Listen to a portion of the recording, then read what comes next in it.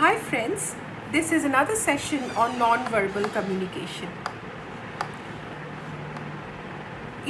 We can have endless sessions on non-verbal communications because this is a type of communication that has so many facets, so many aspects, so many hidden nuances that you can keep on studying, analyzing, understanding, and every time you'll be surprised and amused and amazed with the possibilities that non-verbal communication holds for us.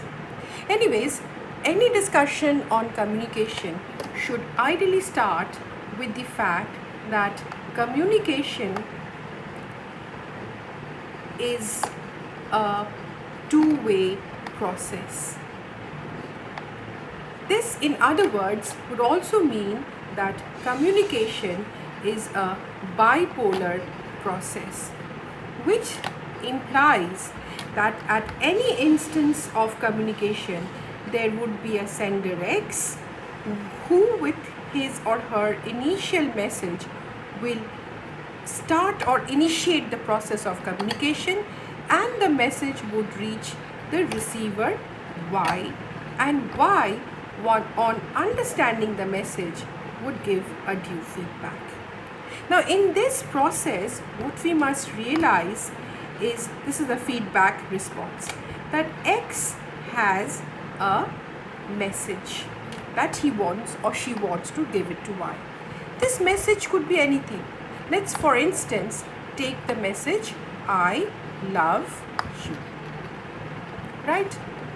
Now, I love you is a complete and a simple sentence that virtually anybody and everybody will so very easily understand. But there could be circumstances when this I love you could have a different meaning. Surprised? Yes, of course. Like, say for instance, X was in serious trouble, and out of the blue or unexpectedly, X helps him, and Y helps X, and in return, X says, I love you, with tears in his eyes. Now, what would this I love you really mean? I think in this context, it would primarily mean a thank you. A thank you, friend. It's like, oh, I love you, thank you so much. Instead of saying thank you in a more deeper, in a more committed, in a more wholesome way, I love you could be said to mean thank you so very, very, very much. On the other hand, I love you, supposing Y is the grandson and he goes and she goes and kind of pleasantly surprises the grandparent, and in return the grandparent in all tenderness says, I love you, which could mean bless you. Isn't it? Bless you always. So what we realize is that every message has a spirit. For instance, a third example, a student Y really upsets a teacher X, and the teacher is so upset that with a lot of sarcasm and anger, she says, I love you, which means I don't love you, I really am upset with you. It happens in real life, everyday life. So the message has a definite spirit, and if X really wants to communicate, X needs to communicate the spirit and not just the verbal content. This is the verbal content, I love you. This spirit, or I am upset with you, actually is what the spirit of the message is. So what we realize is communication should actually mean when X is able to communicate not just the verbal content but the spirit which actually communicates the message. So in this context, what do we really get to see? That supposing X as a sender is speaking to Y.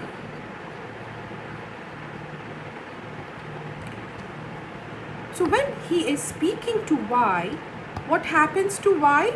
And he says, I am,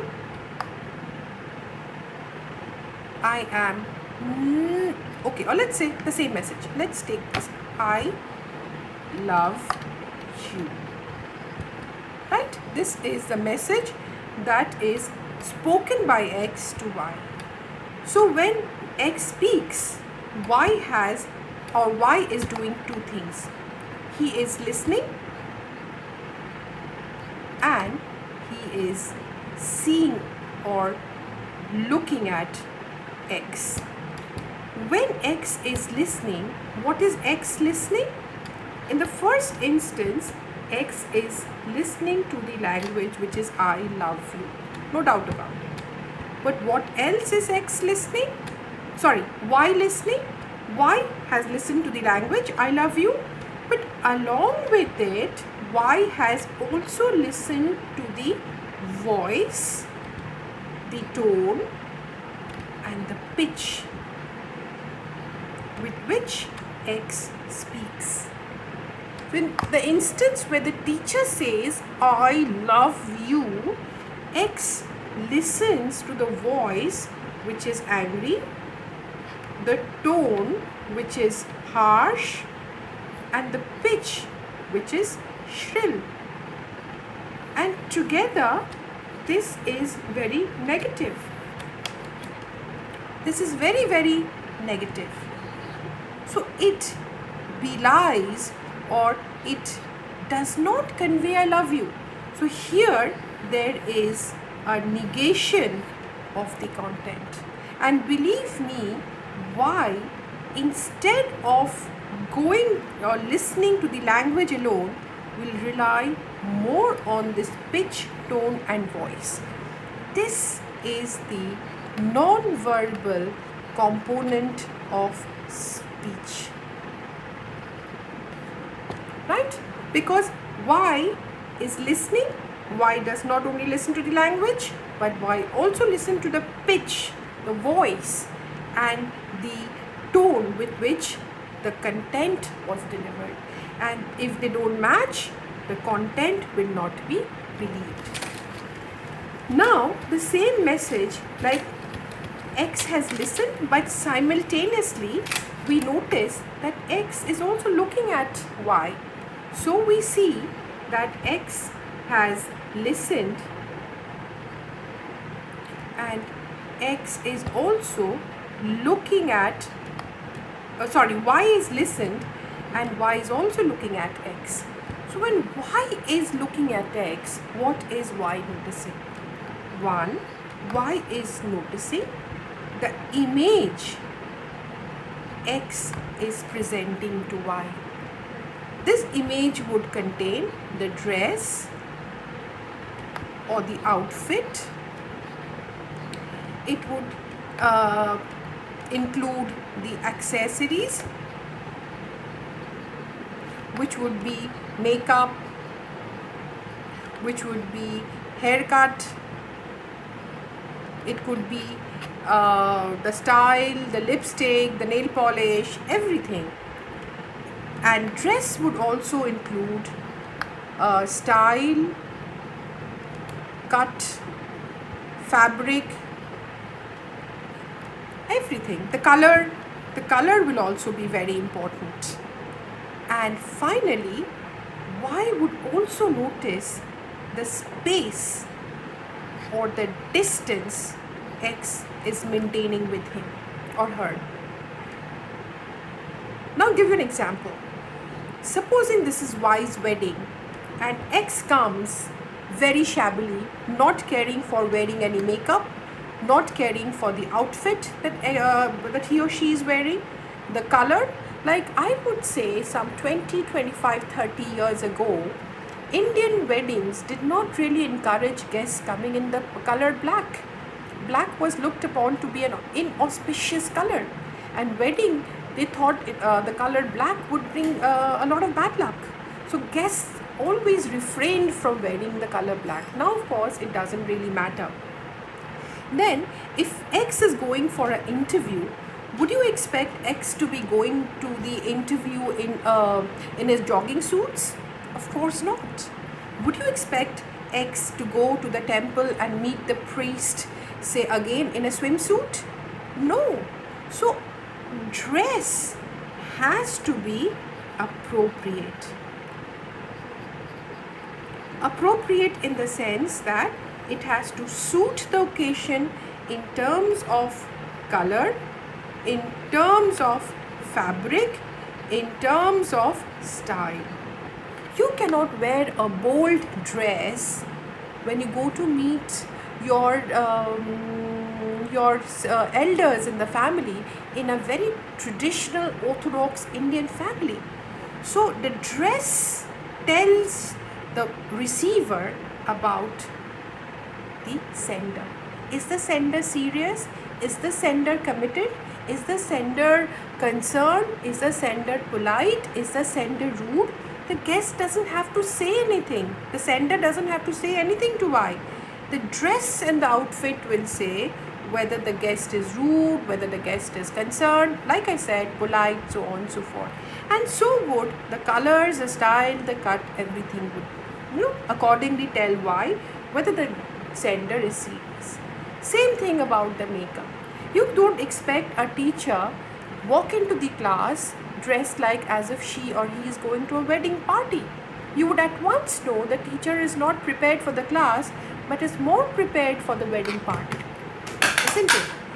Then, for instance, the space, which is very important.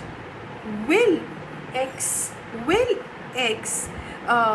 be making a kind of impact on Y by standing very far when he's expected to come close to Y and hug? So all these are the non-verbal components of speech, and these are qualities that a good speaker is supposed to maintain.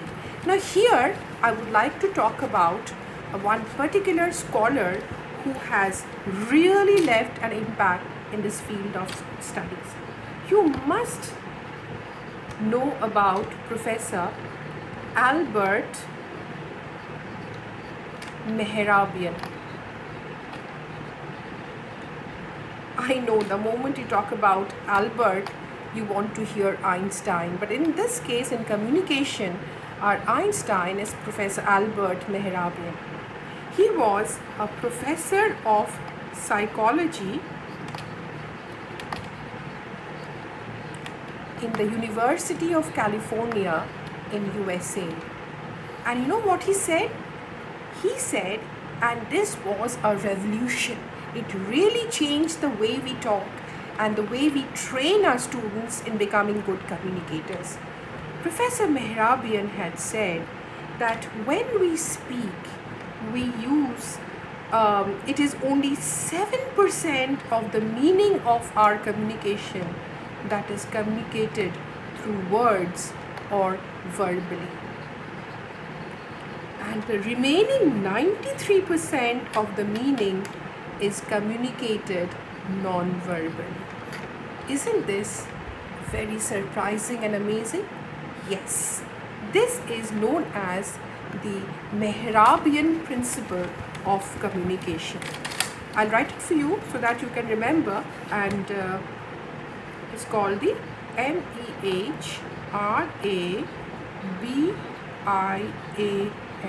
the Mehrabian principle, which says 7% only or through words and 93% non-verbal communication. This is something all of us need to. So, as a speaker, we need to really take care. So, if X is a sender and Y is a receiver, so as a sender, if X is speaking, we need to take care of our voice, our tone, our pitch, Plus, we need to take care of the image we present to our audience. Thank you.